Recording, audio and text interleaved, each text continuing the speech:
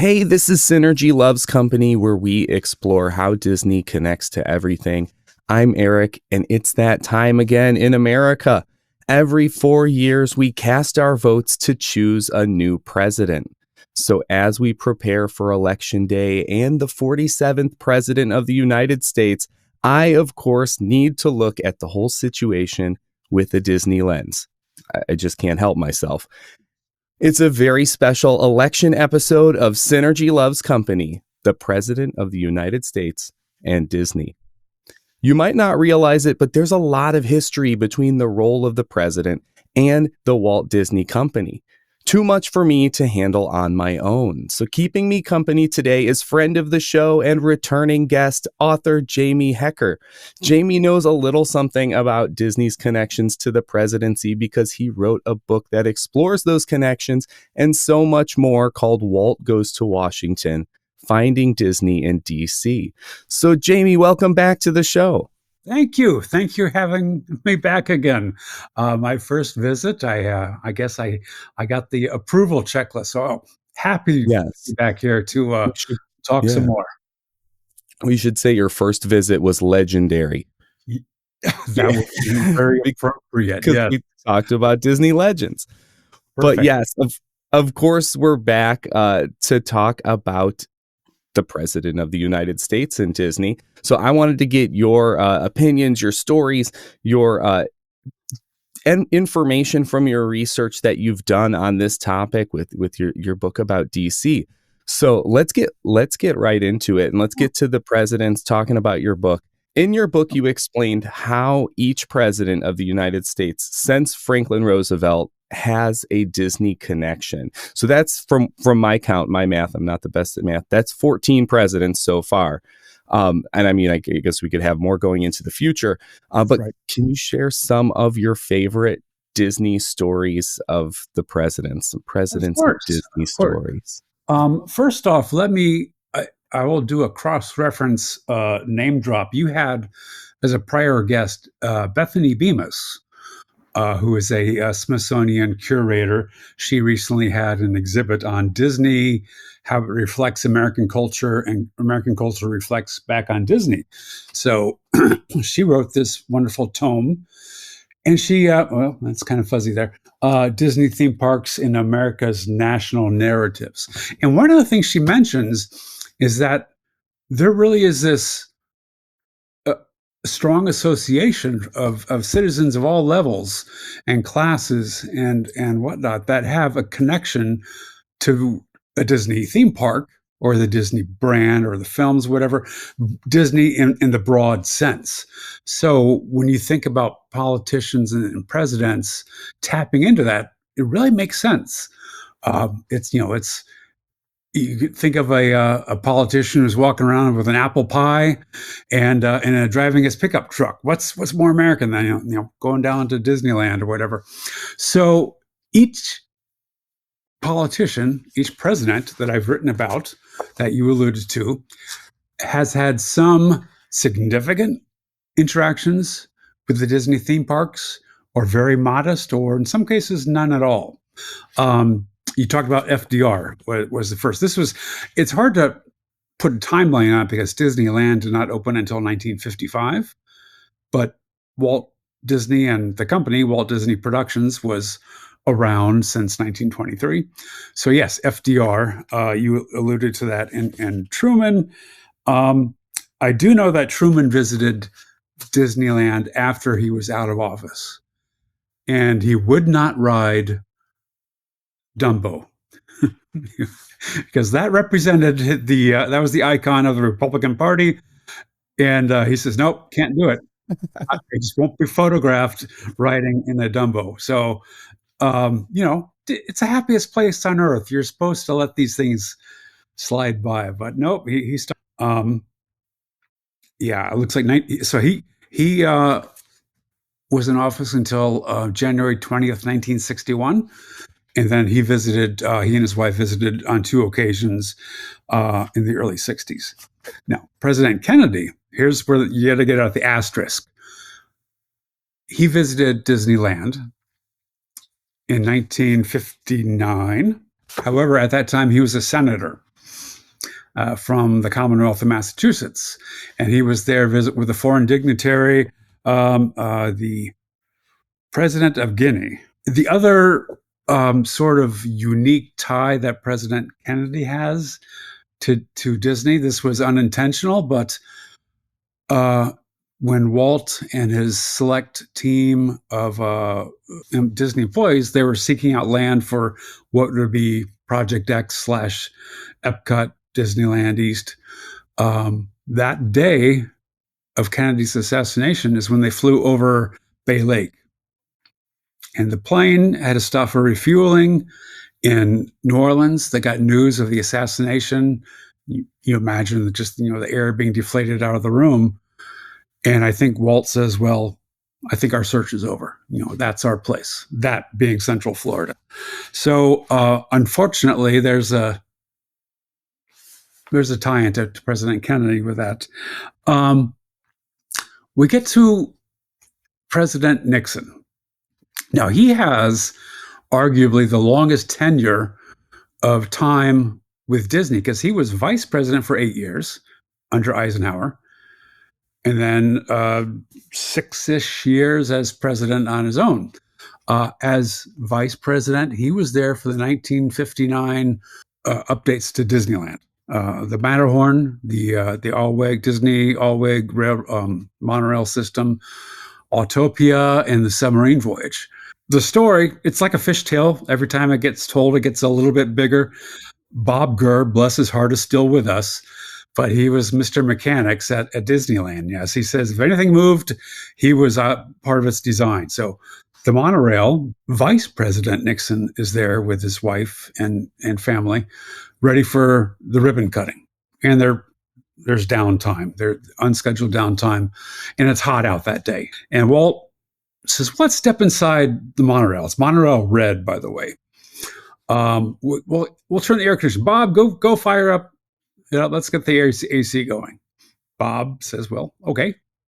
Walt is my boss. And then they're inside cooling. And I don't know, Bob could probably tell you this better than I could, but at some point when they realize they're nowhere near the dedication ceremony, Walt says to Bob, let's take it for a spin. So Walt, with the vice president on board and his Secret Service entourage not on board, Bob, okay, closes the doors, puts the car monorail to drive, and he can see in the rearview mirror the Secret Service agents running after. Mind you, it's just on a loop. It's not going anywhere. It's just going to come back to the same platform. And I believe it went down around 2 or 3 times. Bob Gurr has told that story. I've seen him at a D23 event. I've seen him do live videos. Hearing him tell it is a really spectacular story. Vice President Nixon has been to Disney many times.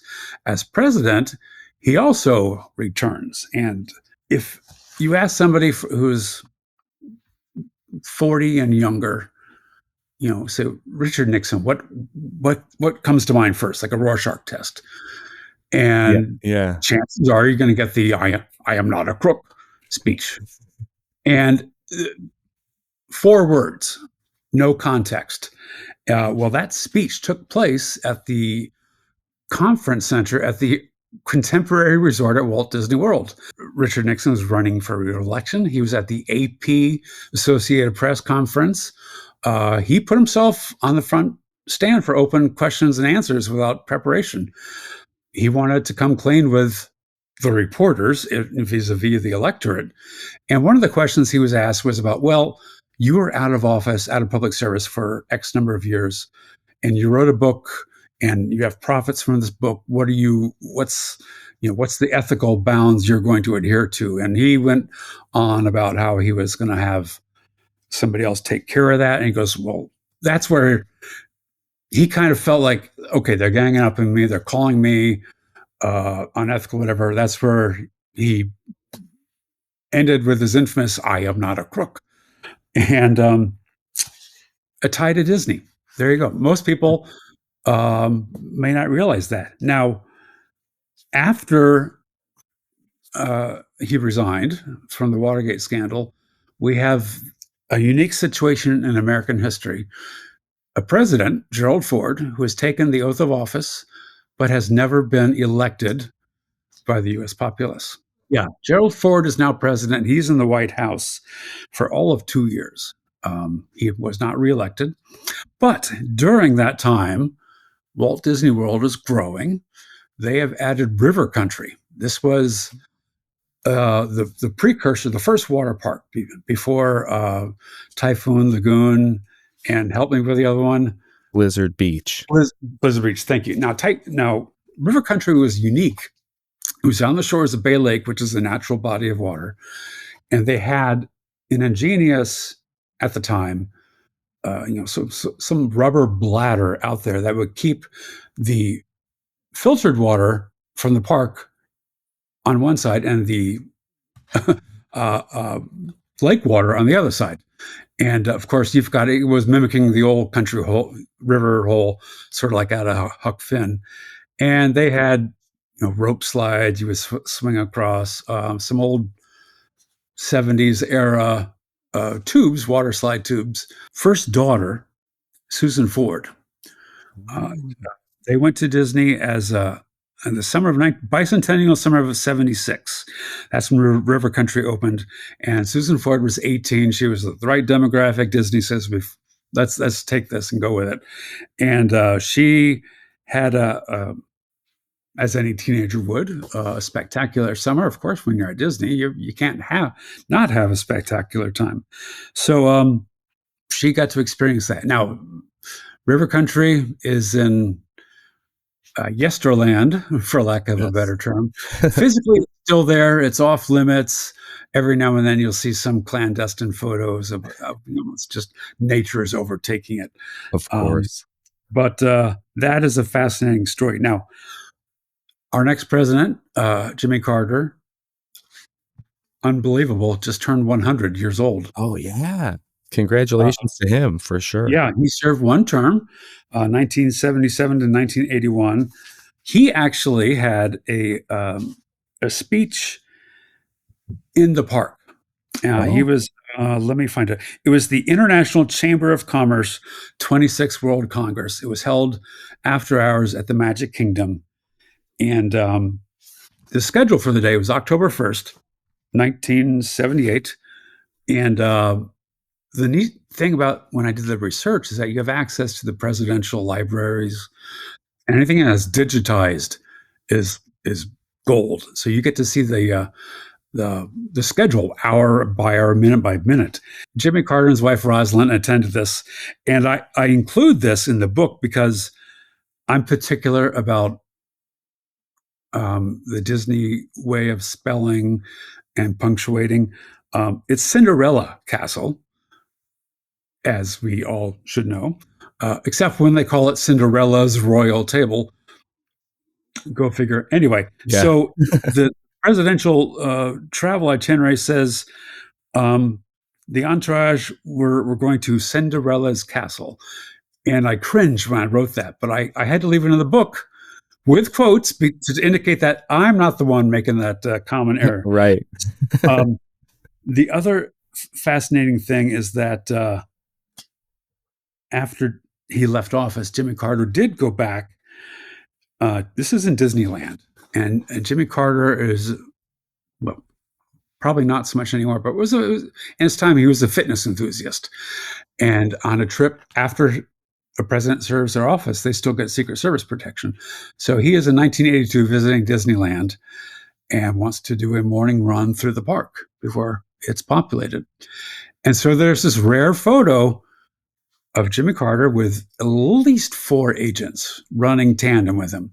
And so everyone kind of jokes that this is the first runDisney event. Right. There was, yeah. So then we get to President Reagan, and like Nixon, there's a lot of Venn diagram circles with connections to Walt Disney and the Walt Disney Company. Walt was in Hollywood. He's an icon, making filmmakers. Ronald Reagan at the time was an actor, president of the Screen Actors Guild. They both testified in 1947 to the House Un-American Affairs Committee about communism in Hollywood. They were called as friendly witnesses. I forgot to mention this. I'll dovetail back in. One of the panelists, one of the congressmen here at those hearings, was a young congressman from Southern California, Richard Nixon. So there we go. We're connecting. Yeah. So that's how they met. I mean, that's part. So geographically, politically, and career-wise, they all kind of intersected. Walt and Ronald Reagan, Walt and Richard Nixon. So I think that's why those two presidents really have the biggest imprints. The other very, very unique thing is I'll let my readers read it. So by one of the amendments, Inauguration Day is January 20th following the November election. So this January 20th, 2025, we will have another inauguration. And DC kind of pulls out all the stops. There's obviously the public ceremony on the steps, on the western steps of the Capitol. There are parades. High school marching bands apply to be in this. They do fundraisers. The January of 85, so that would be his second inauguration of his second term. It was a bitter, bitter cold January. And all the outdoor activities, including the parades, had to be scrubbed for the safety and health of everyone. But they did the public swearing in on the Capitol steps, and then all the remaining events were indoors. There's multiple presidential balls; those were all indoors. So all of these bans and kind of got the short shrift, unfortunately. So Disney, the company, reaches out to the administration and says, well, we have this shiny new park called Epcot. It's only 3 years old. What if we had like a makeup inauguration? And so of all the 50 bands have been scheduled. Most all of them were able to take up the offer to go to Epcot. And they just did the loop around Showcase Lagoon. And the president was there to make remarks to the crowd. I have a lot of the details of that in my book. I won't prattle on, but it's really neat that, again, the mindset of co-locating in our minds the Disney brand and the American presidency. Well, here's a beautiful tie-in. It didn't have to be done. Reagan didn't have to accept it. Disney didn't have to extend the offer. It was a win-win for all parties. Oh, for sure. The band members. So then we get to George H.W. Bush. The fascinating story is that, he had spent most of his life as a career civil servant. He was director of the CIA for a while. He had spent 8 years as vice president. When he decided to run, his wife, Barbara Bush, very kind of one step ahead of him. Okay, we got to make sure X happens, Y doesn't happen. So when he is at Disneyland, 1988, they went to Disneyland over the Labor Day weekend, and there's going to be photo opportunities. Barbara Bush went out of her way to ensure that her husband was not side by side with Mickey Mouse. Now, her reasoning, and I follow it, is that, this is the days before viral memes can take off. Like a photo or a quote out of context can go viral, and you spend 5 days unpacking what was a 30-second misunderstanding. Well, in certain quarters of the American public, Mickey Mouse is used as a derogatory term. It's like, that's a Mickey Mouse operation they're running over there. She, in her mind, says, I don't want my husband to be pictured with him for someone to caption it. This is a Mickey Mouse candidate, So, and she managed to arrange it that every time there was a photo, she was there to intervene and not let that opportunity get in the way. Interesting. Yeah. Yeah. So we go forward to Bill Clinton, served 2 terms, 1993 to 2001, really, January. He does not have a lot of time in the parks per se, but he was one of the first presidents to sit for, we're going to talk about in a little bit, Hall of Presidents. We have every Yes. elected president there, and Imagineering has done a phenomenal job over the years with technology. They have a limited time with the president, and they're also going to get a recording of him, a 45-second speech, a minute and a half, and they have to find a quiet room in the White House that has good acoustics, that is inaccessible or can be accessible. They have to work with all these security parameters. And found this ingenious article, the Walt Disney Imagineering internal publication, and they talked about how they went about it. But Bill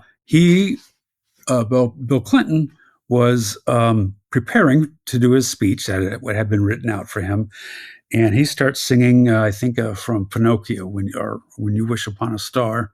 It's a fascinating story from the Imagineer's perspective. How about that one opportunity to meet with the president? And then, of course, they have to do facial modeling. Oh, yeah. I think now, with the past two, with Trump and Biden, I think they've been able to just do like facial scans, like a laser scan. Oh, wow. And it'll 3D map it instantly. So, and now we get to George W. Bush, 2 terms, elected in 2000, served through 2008. He actually is one of the few presidents has not visited a Disney park, but he has attended fundraisers, and he's done a number of things at the White House. He did a private screening of Disney under I think it was their Touchstone brand, released a movie called The Rookie. A pitcher who's past his prime tries out and finds out he's still got some heat. Dennis Quaid, is that it? Yeah.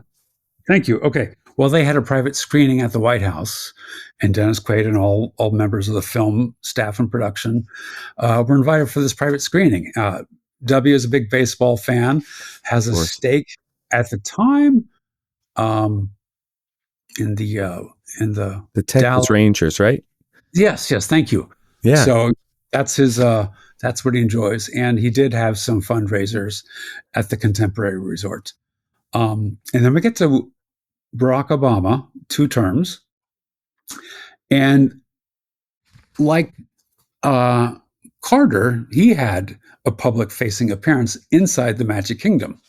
One of the beautiful things about our presidents, they have humans. We have self-deprecating humors. We find flaws in ourselves. We can gently poke ourselves. He makes fun of himself. He's good with that. He joked about how, Dumbo wasn't the only one with big ears around here today. So, it's kind of nice to have a little humility and a little fun when you're at Disney. Like I said, in the park, how can you not have fun? And that gets us to, now, when I wrote this book in 2021, I covered Donald Trump's first term. He had some fundraisers lined up at the Grand Floridian, but I think there was some. It was canceled. Wasn't specifically stated why or relocated.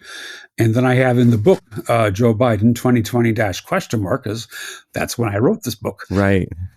And the only connection he has is, as vice president under Obama, he was visiting the Disney parks, and there's a photo of him, again with the Secret Service entourage, walking down the main avenue of Tomorrowland. And I had seen it, I bookmarked it, then I lost the bookmark. And so I kind of waited, well, maybe something will happen. I can write an update to the book, and nothing has happened that I'm aware of. So those are the presidents in the park's lifetime. Yes.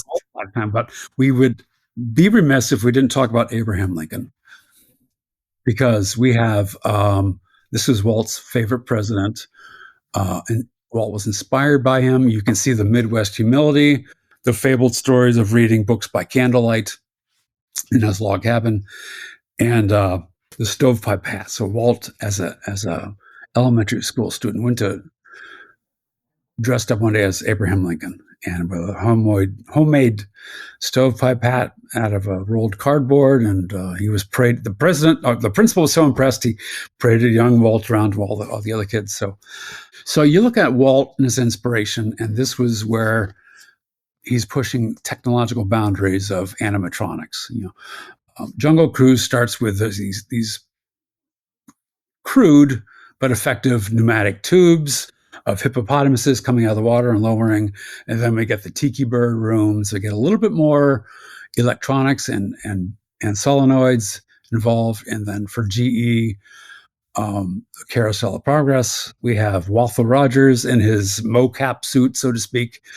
And for the state of Illinois and Robert Moses at the unofficial 1964 New York World's Fair, unofficial in the sense that it wasn't sanctioned by the international governing bodies of World's Fairs. Robert Moses says, I'll do it anyway. So for the state of Illinois, Wet Enterprises, which is today's Imagineering, is commissioned to come up with a lifelike version of President Lincoln. And this is Walt's idea box kicking into high gear. Well, we've done animatronics on small scales. Can we do it on a human scale? And so this is a amazing collaborative effort between his famous sculptor, Blaine Gibson, who gets a life mask or a death mask of President Lincoln to recreate a mold of his face. And they have to find the right type of material, rubber, not quite right, latex, something that's going to work. And then the mechanics behind the face, the eyes move, the lips move. A lot of time, trouble getting this to work. Bob Gurr was talking about this. It worked fine in Glendale, back at WDI headquarters. And they get out to Flushing Meadows, New York, and it works one day, it doesn't work the next. And I think Bob kind of alluded to it was the power source was not reliable. It wasn't, almost like at home you have a power strip, surge protector. Yeah. So they just didn't have a clean, consistent supply of energy. Once they got that wrinkled out, Abe performed like a champ. So he would get up, stand up, give his speech, sit down, and this was kind of mind-blowing for 1964. So this is Walt paying homage to his hero, and in turn kind of opened the door for the Hall of Presidents, because Walt was not there for all of the ideas of what went into Disney World, but I think he didn't want to repeat everything. So that's why you got New Orleans Square in Disneyland, you have Liberty Square in Walt Disney World, and the Hall of Presidents is a big factor. That's unique to that park. That's really my summary, although it wasn't much of a summary, of the Disney connections to the multiple presidents of the 20th and 21st century, and Abraham Lincoln, the 19th century. I mean, he's important to the history for sure, and that's kind of leads me to my next question, which is a weird one, and we kind of discussed it before, like really just kind of emailing back and forth and whatnot before even getting to record. And I had come up with this question after thinking about all these presidents that have a connection, and mm-hmm. I asked you, which American president do you think is the most Disney? And yeah, it's a weird question, yeah. But it's kind of like a vibe, right? Like there's a lot in a lot of the stories you said, there's a lot that could be said for many of them to qualify them as being very Disney. But yeah. I'm just interested in what you think. Yeah. Yeah, I had to think about this. And once I came up with my answer, I surprised myself. But I have some sound reasoning behind it. And it might catch you and your audience off guard as well. But first, a little setup. Sure. From 1953 to 1966 is when the Walt Disney Company was just firing on all cylinders. They had made a successful pivot into live action films, into television, this nascent media that the film studios didn't want to touch because it was going to cannibalize them. Walt embraced it. He wants to build a theme park. His wife says they're disgusting and trashy. He goes, mine's not going to be. So he wants to build it, and talks to his brother about financing it. And we don't have the money. Well, it's a publicly traded company. They just can't do that. They have the fiduciary responsibility. So, well, I'll make my own private company. I'll call it WED. I'll bring some of the best and brightest from the studio over, and we're going to design a theme park. And I think this outside the box thinking for this decade or so is really what accelerated the growth of the Disney brand and the Disney development into the American mindset. All of these things, and this is mid-century. There's a lot going on. In the post-World War II, there's a very uplifting period for most Americans. Wealth and affluence, they reference it in the Carousel of Progress. We're having a rumpus room. We're doing something that we call the rat race. Our commuting to work. And I look back at 1955 when Disneyland opened, and they had Tomorrowland. Well, Tomorrowland is always this nebulous item to pinpoint. So they had rocket ship to the moon. Well, NASA hadn't been created yet. That was conceptually viable. One of the other things that they have, Bob Gurr is there for day one of Disneyland, is this Autopia track. And all these cars are going, and all the carburetors are stalling. It's a hot day, and they haven't been really fleet tested yet. And I've always wondered, why would you have this kiddie ride and just simple cars in Tomorrowland? It doesn't make sense. And then you sort of like zoom out a little bit and you realize, well, the first half of the American 20th century, cars were the exception and not the rule. Long distance travel was rare. Walt almost always traveled by passenger rail. And it wasn't until 1957 that we had the Federal Highway Act that established the plans and the funding for this international or national highway system. And I realized that the highway system really was the future of America. Walt was peeking around the corner, and yes, he had the monorail done a few years later, but day to day, his vision for Epcot was going to have a city or it'd have lower ground, below ground transit for trucks and deliveries, and above ground for vehicles. Well, who put into place the federal highway system? President Eisenhower. And I think that when you look at President Eisenhower, who spent his whole career in the military, came home as a military hero for really vanquishing a common enemy. The war was not on our homeland, but it was in Europe. They took the brunt of it. He comes home a hero, and he's a natural choice for a presidential candidate, and he's warmed to it. He was a straight shooter. He was very popular with the American public. I think Walt identified it with him, of his Midwest humbleness, his can-do spirit, and the fact that Walt is an innovator and pivoter. General Eisenhower did one of the hugest career pivots from a five-star general to the president of the United States. So that is my roundabout way of answering your question. Which president is most Disney? And I'm going to say Dwight Eisenhower. I like that. I was not expecting that either, but I really like it. It kind of goes into that that optimism, future looking innovation kind of thing. Yeah. That is so Walt. Yeah. And I think, like I said, from the conception of Disneyland, the construction of it, all the way up to his death in 1966, so many things positively were happening for the company. And I realized that President Eisenhower, his terms overlap part of this period, but he was in that mix.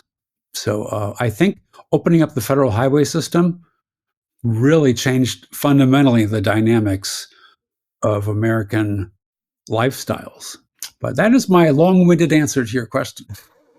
It was good. No, I really appreciate that, because I was I honestly, from what I did, and I've already learned so much about the presidents of Disney from our conversation today, but from what I knew, it was a lot of Nixon, Reagan, and Lincoln, like, are the ones that like came to mind for me. But Yes, I kind of yes. like your answer. I like your answer a lot. I did want to take some time and Mhm. talk a little bit about Washington, D.C. and Disney, because your book is not just about the presidents and Disney. That's a portion of it. You also Yes. have a lot of great information about Washington, D.C. And kind of Disney. I call them Disney spaces, but maybe Disney events and places that resonate with Disney across DC, the Yeah. city. So Thank you. yeah. So I here's a the cover of my book for your viewers. Let me put it right there so it's in focus. And this was my COVID project. During lockdown, I was not at work and I had some health issues. So like I've been ruminating on this idea for so long. It's time to put it to paper. So I used from a narrative structure, I used the National Mall as a reference point to everything. Because on the west, you've got Lincoln Memorial, center is the Washington Monument. On the right is the U.S. Capitol. Behind that, Supreme Court, Library of Congress. The House and Senate are there as well.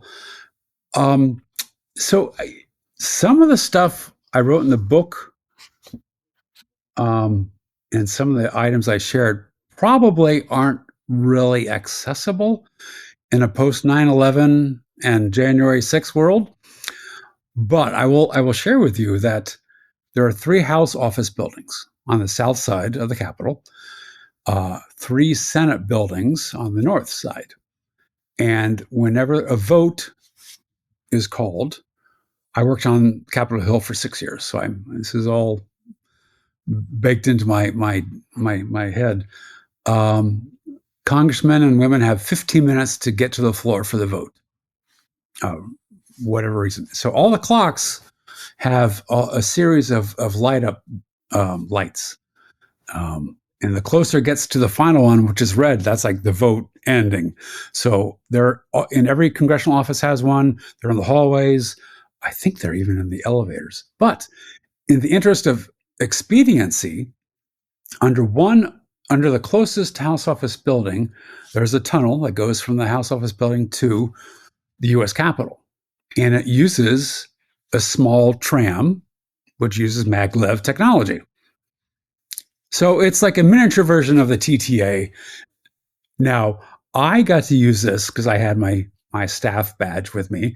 Whenever some constituents would show up, I was the youngest member of the staff. So like, go give them a quick 15-minute tour of the Capitol.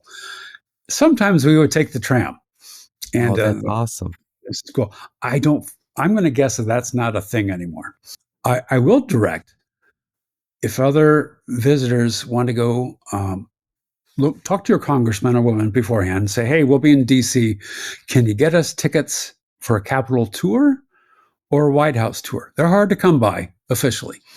But you can at least ask them if you can go to the Cannon House office building and ask to see the main caucus room. Because this is the room in 1947 where Walt testified before Congress. It's a grand, ornate room, 2 stories tall. You look at the photos of him, and he's on a desk with 3 microphones in his face, CBS, NBC, whatever the news. And he's talking to congressmen and women that we don't see. The video that you can find in the public domain is just focused on him addressing them. But the transcript of that entire speech that he gave in the Cannon House office building is in my book. It's also available. Yeah, other facets, there's some stories about the FBI. It's right there. The main FBI building is in downtown DC. J. Edgar Hoover, who was sort of like the FBI director for life up until his death. Since then, they've had reforms that directors can only serve so long. Bit of a paranoid individual, had files on lots of people. Muhammad Ali, John Lennon, had a file on Walt Disney. And in particular, Disney Live Action released a comedy, live action film comedy. The film title is so forgettable that I can't even remember it, but it features federal agents as bumbling idiots. And Hoover was miffed. You're portraying my men in poor taste. I can't tolerate this. And same thing, I think, with That Darn Cat. They had federal agents. They had it. They weren't called FBI, but it was clear that that's who they were supposed to be. And in all these notes, which through Freedom of Information Act, the FBI has released the Disney file. You can see handwritten notes. It may have been Hoover, may have been someone else. Is like, what's he thinking, or why was this happening? So it's fascinating, and that a lot more information. There's way too much for me to share, but I've got a chapter on the CIA. I'll keep this brief. When the lessons learned from Disneyland was to buy property on the DL. You don't want your buyers to know who the buyer is. You don't want the landowners to know who's buying up the property. You go through a middle agent, and the middle agent is such that they know neither end. And so, to help arrange this, a former OSS officer, Office of Secret Service, which was the predecessor to the CIA, his tradecraft was working overseas, setting up shell companies. So he's an attorney by trade, retired from the agency, but he says, well, I can help you out here buying all this land. We had a phone system set up in New York. We had calling card, business cards to say. So anytime somebody really got curious, a call would get routed to New York. If this number rang, they would answer it, so-and-so law office. Okay, well, that's ruse number one. So he established Paul Halliwell as the lawyer / CIA officer. He set up shell companies, the ones that we think are jokes were real companies. Bretlaw Industries, and the I-4 Corporation. These are bona fide entities that were sub-registered to one of the higher tiered ones, all registered in Delaware, which is very corporation friendly. And so that is how they did a bulk of the land purchases under false pretense. CAA habits, tradecraft helped that work out. And it wasn't until Emily Bavard of the Orlando Sentinel, she's like everyone in Central Florida, they're trying to figure out who is this mystery buyer. Well, she gets invited out to Disneyland for its 10th anniversary. Last minute addition to the private corporate jet. So she's there. She happens to meet Walt. Bear in mind that her entourage, the leader of all these East Coast reporters, has no idea about Project X. Only Cardwalker, Walt, Roy, and I think Buzz Price are the four that know about this. And so she starts pressing Walt, like, do you think Florida would be a good place for a future Disneyland? He's like, well, no, because there's not enough highways and the climate isn't quite right for this reason. And so he backtalked himself into revealing it because he knew too much. And he was trying to say, well, I don't know for a fact that the tropical number of days is this. And so she kind of sniffed it out and put two and two together. And the speculation the next day in the Orlando Sentinel is, we say it's Disney. And of course they had to reveal, yeah, it's us. At that point. That's one of those. I love a corporation that's 100 years old plus, has these fascinating stories. Today, everything we deal with is on a laptop, on a smart device, on the cloud. In Walt's era, it was all memos and typewriters. And, their technology was innovating ways to do the animation process. So I just look back as a historian, I'm rambling on to make my point, is just that, they used the tools that they had at the time. And could they get away with that similar lamp purchases today? Maybe, maybe not. I don't know. But that is a tie-in to the CIA. I think I'll let readers sort of um, find their own stories, because the Department of Commerce uh, is what was part of the organizing body that did the El Grupo entourage trip to South America. That's a story unto itself. Ted Thompson, son of animator Frank Thompson, he, Didier Gaze, and J.B. Kaufman have published a beautiful new book on El Grupo, and J.B. Kaufman has done other work. But I'm looking through here. There's more than I have time for, but some Supreme Court cases came about. One thing I learned in 2021 when I researched this book is that after she was widowed, Lillian Disney remarried. I didn't know that.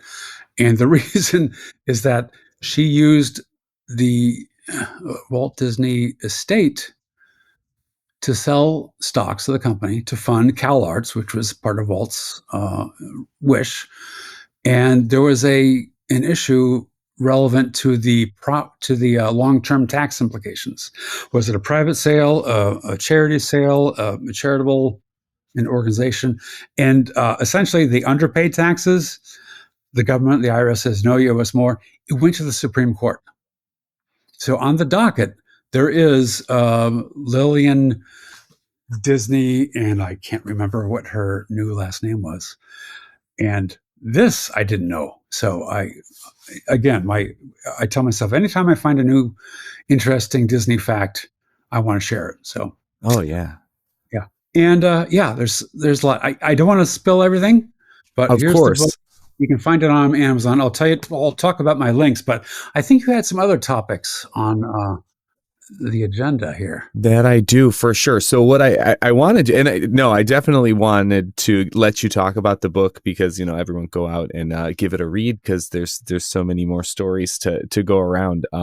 But in kind of the spirit of the election coming up, and all of us, of course, going to go out and do our civic duty and vote. We usually have some presidential debates. We've had some over the past few months and weeks. So I thought that we could have a little bit of a Disney presidential debate. Not that we're running for anything. No, thank goodness. But who knows how much of a debate it will be. We might end up agreeing on some things. Okay. But I kind of have some this or that, some big Disney issues. Mostly having to do with presidents, some not so much, but I'll just kind of toss one up and we'll see where we're at here. So I'll let you go first on this first one, and it's kind of a contentious one. Walt Disney World or Disneyland? Which one is your tops? That's tough. That's like I'm going to alienate half your audience with whatever I say. Right? It's like saying, which of your two kids do you like the most? For sure. I'm going to draw on personal experience, and I'll say Walt Disney World, because having lived in Indiana and the East Coast, it's easier for me to get to Florida than it is to California. And it's a bigger park, 4 parks.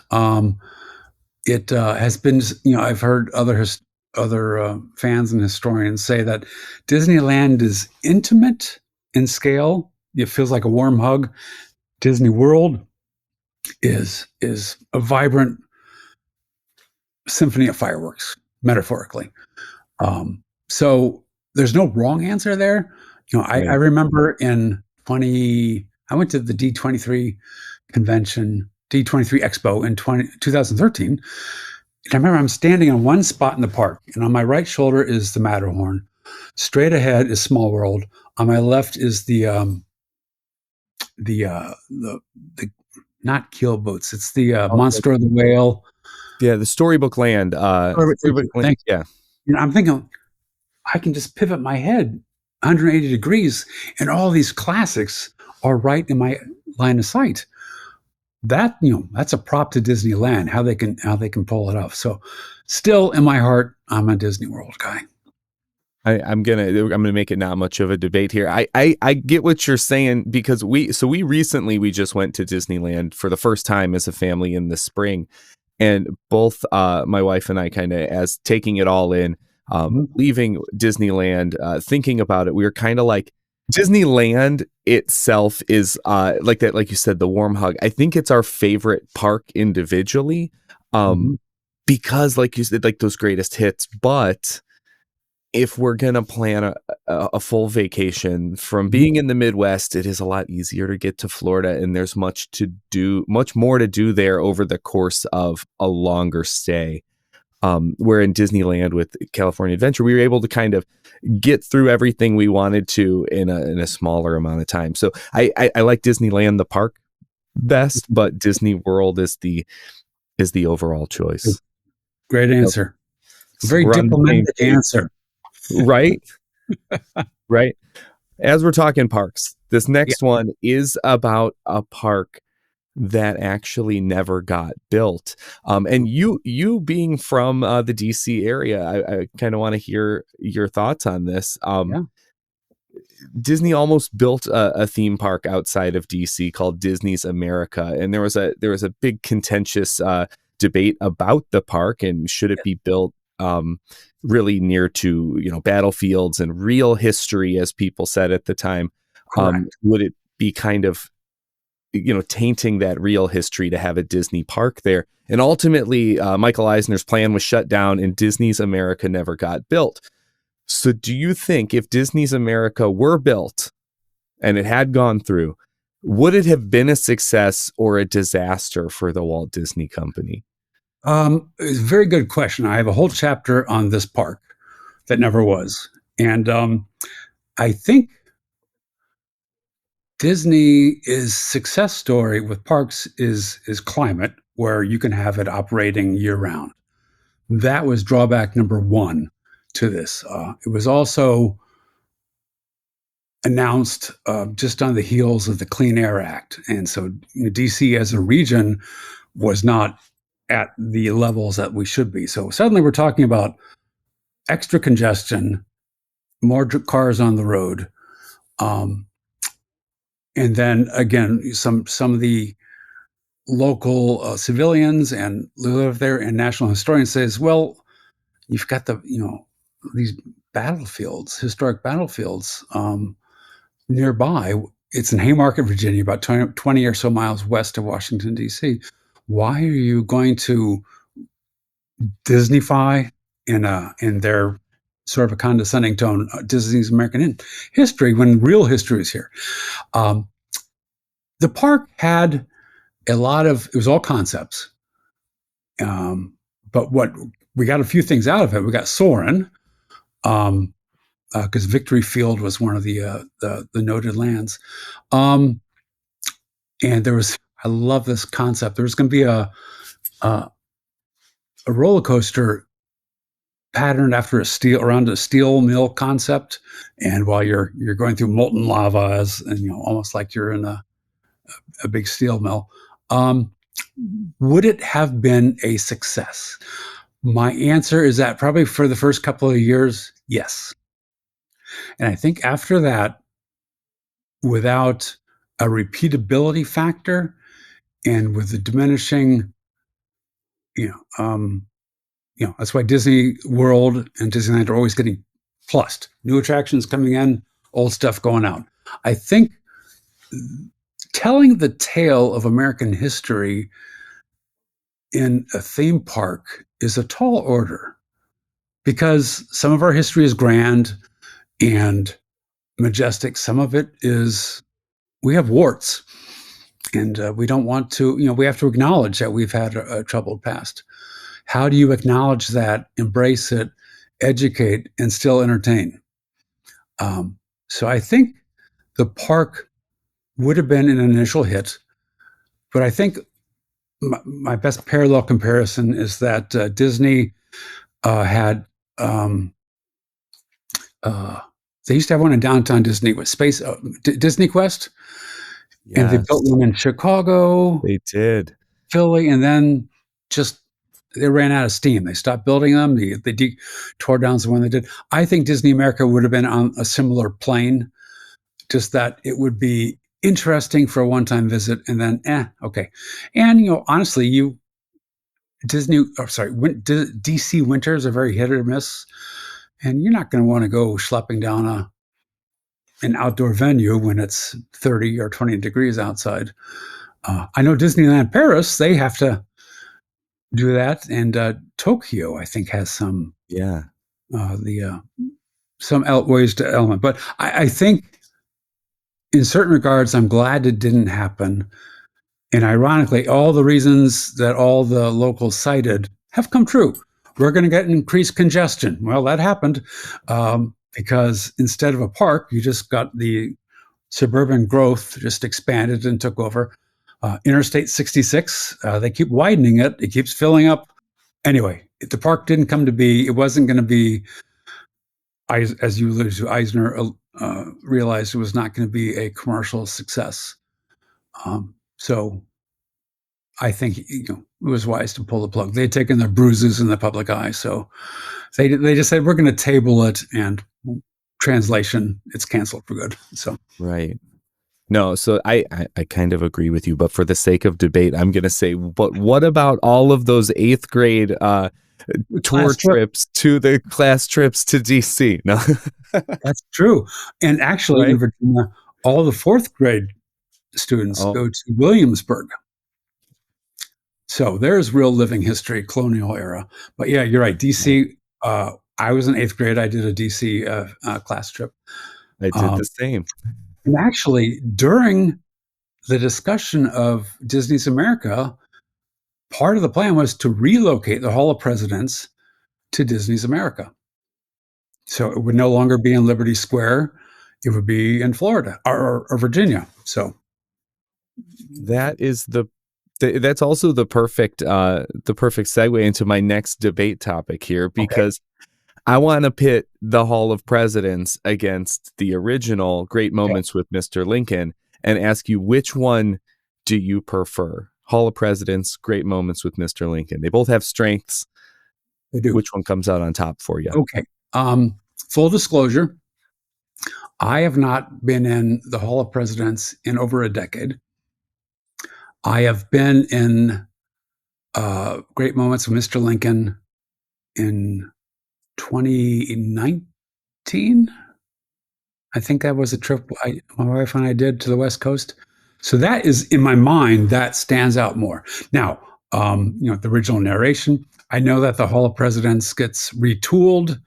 The lighting, the narration, the score. I like what I do remember of it, and I've read about it, is that it's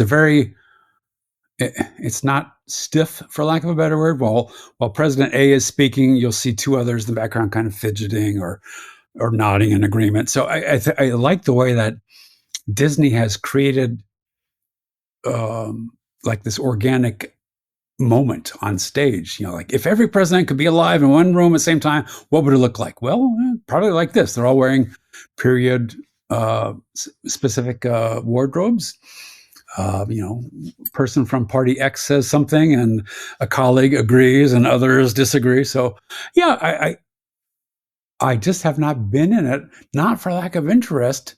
It usually boils down to time in the park. Like, okay, Fast Passes is coming up. We got to go. We got a dinner reservation. So I'm going to go, because of its originality and it really launched the AA movement. I'm going to go with Great Moments with Mr. Lincoln. All right. And that's, like you said, you haven't been to the Hall of Presidents in a while. And maybe that, Great Moments with Mr. Lincoln shining through. I'm gonna go with the Hall of Presidents, and I'm gonna hit you with, from what I understand, Walt's original vision was actually to make a Hall of Presidents. And then when the opportunity came to use the one single Lincoln he was working on, Moses ran with it. So it's the fully realized process. So that's, for the sake of debate, I'm going to take the Hall of Presidents. Perfect. Good answer. That All answer right, well. I want to stick with Hall of Presidents here for a second because Okay. there's another American history attraction that has presidents featured in it in the parks today, kind of really close by, just over in Epcot down the street from the Magic Kingdom. And that Yes. would be our next matchup, Hall of Presidents versus the American Adventure. Okay. I have strong feelings about this one. I love the American Adventure.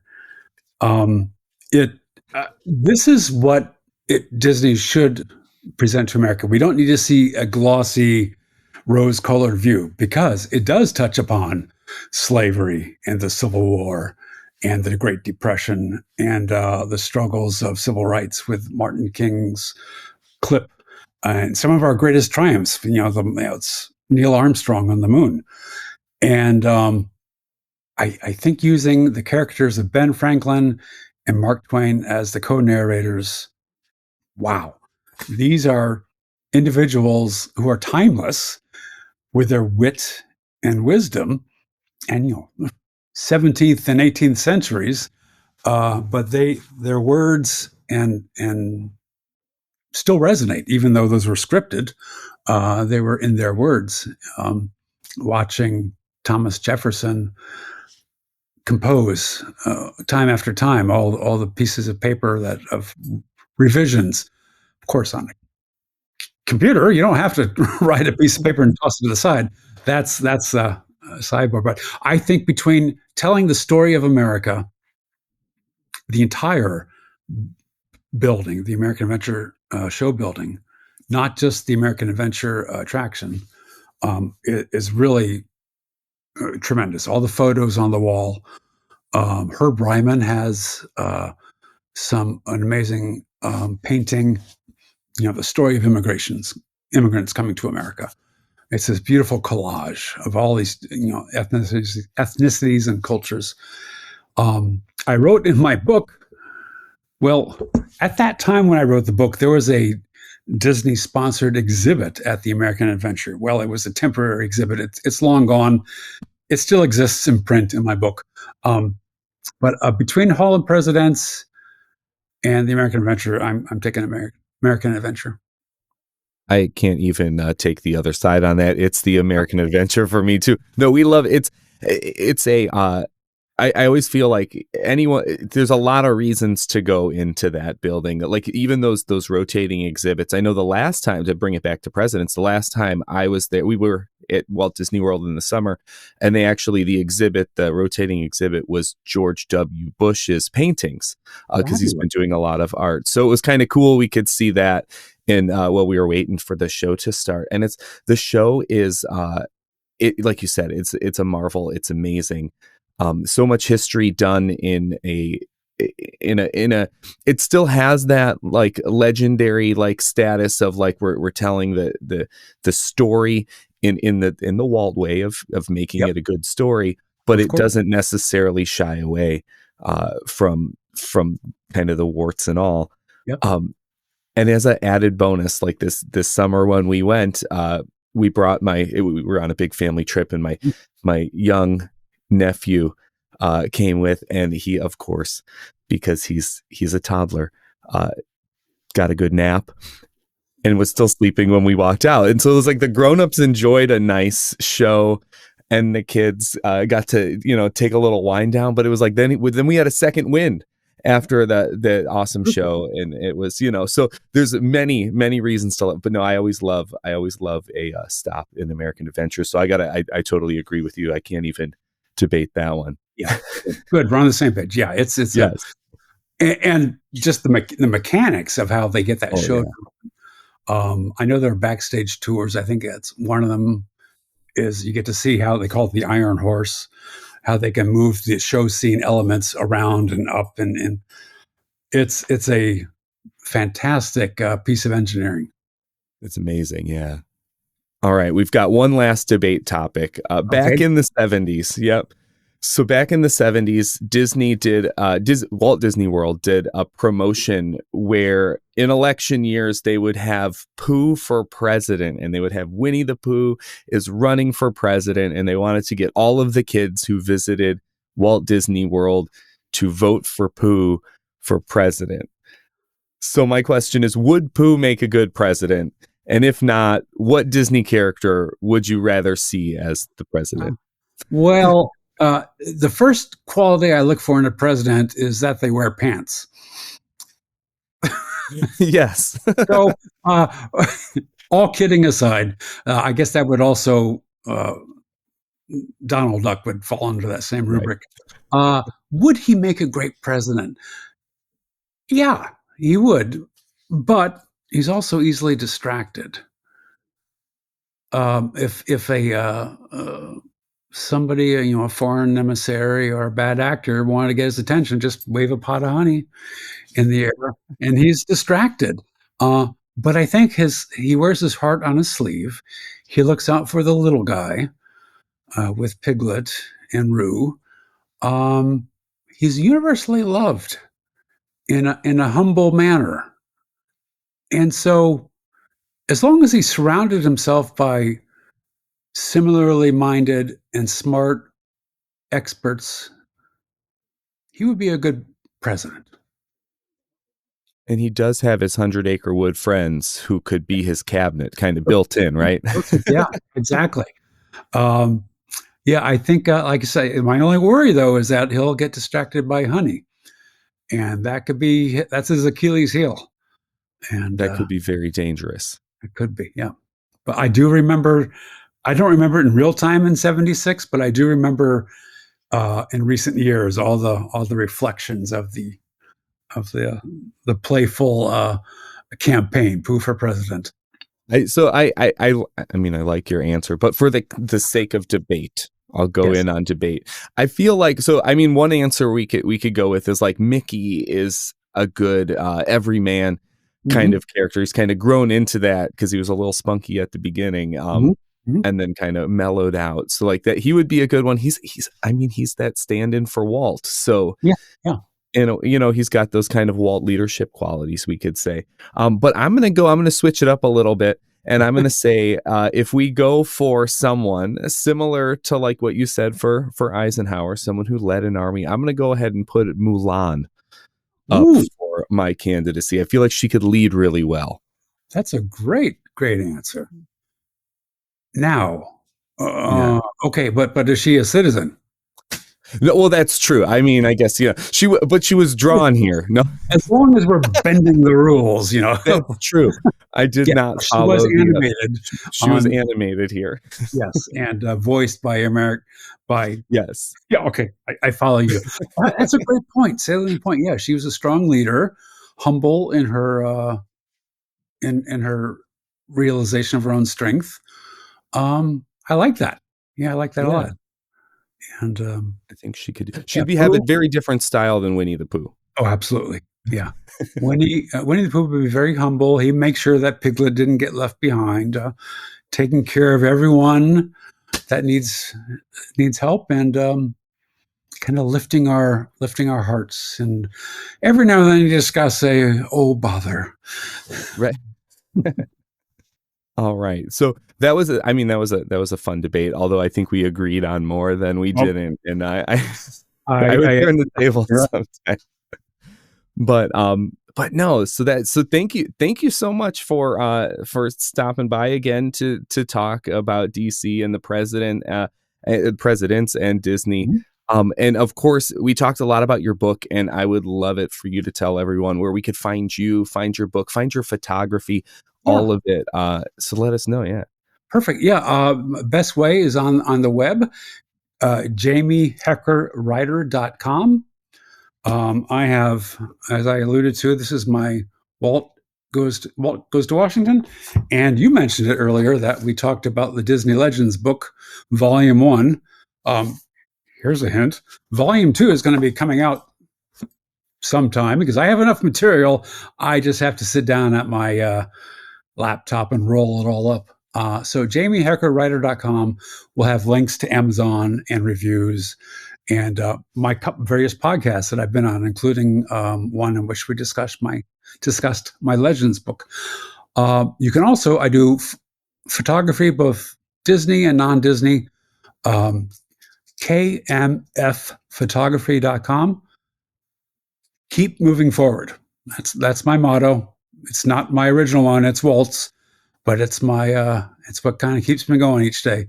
KMFphotography.com. And I recently dipped my toes into the waters of Etsy, trying to sell some of my images on canvas prints. So it is etsy.com/shop/KMF photos. All right. And I have links to that, I think, on my photography website. Awesome. So there we have a pre-election chat. And everyone, do your civic duty. If you're over 18 and registered, it's not too late to register, maybe. That's true. You have a constitutional, dare I say, obligation to participate in democracy and cast your vote with your conscience, with your heart, but cast your vote. This is the American spirit, the American dream. Thanks so much for mentioning that, because that is the underlying message here with this, right? We've had all these presidents we talked about, and the vote is the thing that makes that happen. So definitely get out there. It's obviously the presidential cycle is getting all the oxygen sucked out of the room, but there are local races and that will shape and affect your local community. Congressional candidates every 2 years are up for re-election. Senators. And so be a part of the process. Don't complain from the sidelines. You have a role to play. We all have a role to play. So thanks again so much for dropping by. I love when we get to chat. Yes. This was great. And for those of you listening, of course, go back and listen to the last episode I did with Jamie, which was the Disney Legends episode, and kind of like what makes a Disney legend. And if you want to know about new upcoming episodes, make sure you're not going to miss them. You make sure you subscribe or follow Synergy Loves Company right now, wherever you're listening to this or watching this, Spotify, Apple Podcasts, YouTube, wherever. Just click subscribe, follow, and you'll know it when a new episode drops. And I love it when I get to connect with guests on the show. I also love it when I connect with the listeners. So why don't you reach out and follow me on Facebook, Instagram, or Threads? All those places, I'm at Synergy Loves Company. Go look up Jamie while you're there too. Give him a follow. If you love telling people about why you love this show by posting on social media, don't stop there. You can share this show with a friend of yours. Tell them that they would enjoy Synergy Loves Company. Tell them about this episode. Tell them about that Disney Legends episode. Send them a link on social media. Tag me in it. Tag Jamie in it. We'll say hi. We'll say thanks for listening. And remember, this show is listener supported. There's no sponsors. It's just us making the show here. So if you feel like you get something out of the podcast and you want to show your appreciation, you can support the show on Kofi. You can give any amount you would like, and it helps me keep producing the show. So no matter how you decide to support the show, I really appreciate the time you spent with us today. So thank you. And thanks for exploring Disney's connections with us. And until next time, keep discovering the magic in everything.